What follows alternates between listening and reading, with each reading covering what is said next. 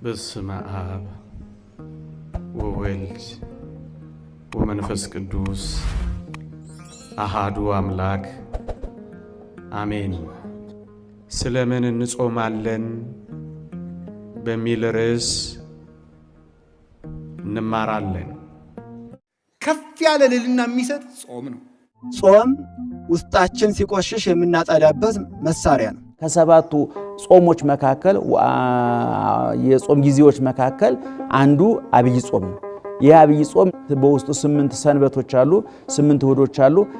እነዚህ 8 እሁዶች አጠቃላይ በመጽሐፍ ቅዱስ ውስጥ የተጻፉትን ኢየሱስ ክርስቶስ በሐዲስ ኪዳን የሰራቸውን ተአምራት፣ ያስተማራቸውን ትምህርቶች፣ የሰራቸው በጎ ስራዎች ሁሉ እያነበብን እየተረጎምን እያመሰጠርን ለሰው የምናስተምርበትም የምንማርበትም የምንጸልይበትም ወቅት ነው።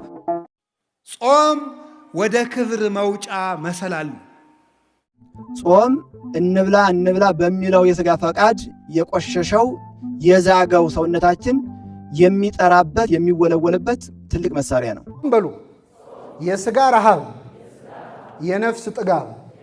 ስለዚህ ቤተክርስቲያን ያበዛችው ረሃብ ሳይሆን ምንድነው? ጥጋብ ነው። ይህችን ቤተክርስቲያን ስለሰጠን ስሙ የተመሰገነ ይሁን። 365 ቀን መብላት የሚያስመስለው እንስሳትን ነው። በቀን 3 ጊዜ የሚበላ ሰው እንስሳ ነው። በቀን 2 ጊዜ የሚበላ ሰው ሰው ነው። በቀን 1 ጊዜ የሚበላ ሰው ደግሞ መልአክ ነው። መብልን እየቀነሰ ሲሄድ መልአካዊ ባህሪውን የሚሰለጥ ነው። ጾም ምንድን ነው ለሚለው መልአክ መሆን ማለት ነው። መልአክትን መሆን ማለት አይበሉም አይጠጡም፣ ምስጋና ነው። በዛይ ሰዓት መልአክ ሆነሽ ነው የምትቀመጪው። በዛይ ሰዓት ውስጥ ያቺ ሰዓት መልአክ የምትሆኝበት የወደፊቱን የምታስቢው አትበይም። ወደ እግዚአብሔር መንግስት ስትሄጂ ምስጋና ብቻ ነው በቃ። ጾም እግዚአብሔርን የመውደድ ምልክት ነው። እግዚአብሔርን የማክበር ምልክት ነው። በጾም ጊዜ ግን የጾም ሰዓትን ሽሮ እንጀራ መብላት ማለት ከእግዚአብሔር ይልቅ ይህ እንጀራ ይሻለኛል ማለት ነው። ዮሐንስ አፈወርቅ ታላቅ ቅዱስ አባት ነው። ምን ይላል? የጾም መድኃኒትነት ገና ሳንወድቅ በገነት ውስጥ ከታዘዘልን ወድቀን ሳለንማ ይሄ መድኃኒት እንዴት አያስፈልገን ይላል። ደስታን ያጎናጽፋል። ልፋት፣ ድካም፣ ስራ፣ ፍቶት፣ ደዌ እንዲህ ያለው ነገር ሁሉ የሚሰለጥነው ጾምን በመሻር ነው። የጾም ሰዓት እንኳን ሲያበቃ አትጣደፍ ይላሉ። ከ10ቱ ትእዛዛትም በፊት የተነገረው ገነት ውስጥ ገና እያለን ጾም ነው። አትብላ፣ አትብሊ።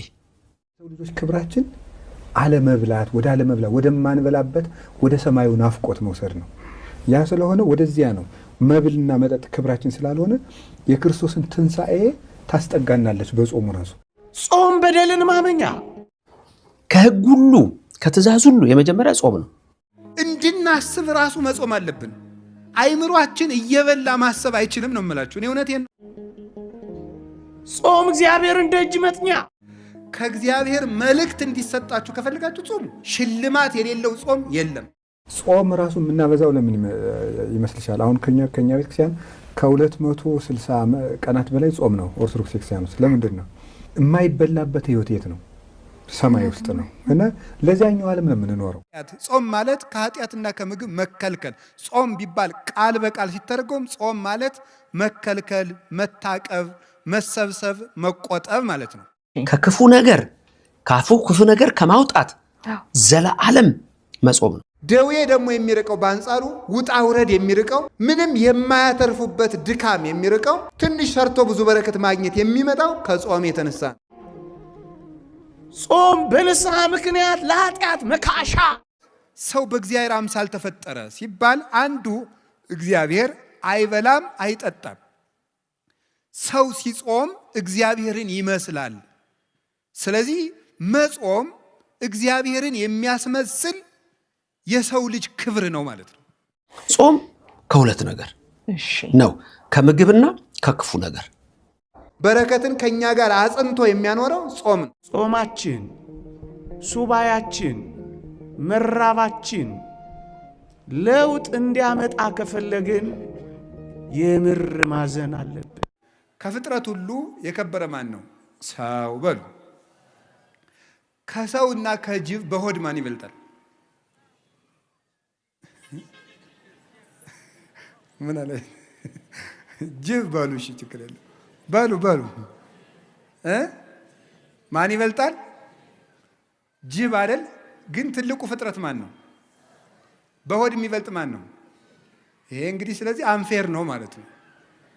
እኛ ከበለጥን በሆድ መብለጥ ያለብን ማንን? እኛ ነበር መብለጥ የነበረብን።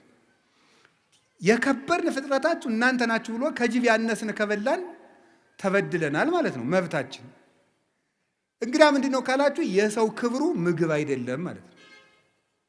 ትልቁ ፍጥረት ትንሽ ይበላል፣ ያነሰው ፍጥረት ትልቅ ይበላል። ለምን?